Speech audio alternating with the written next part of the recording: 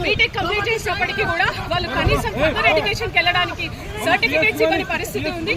ఈరోజు even private institutions కూడా రెంటలు కట్టలేక వాళ్ళు నడిపే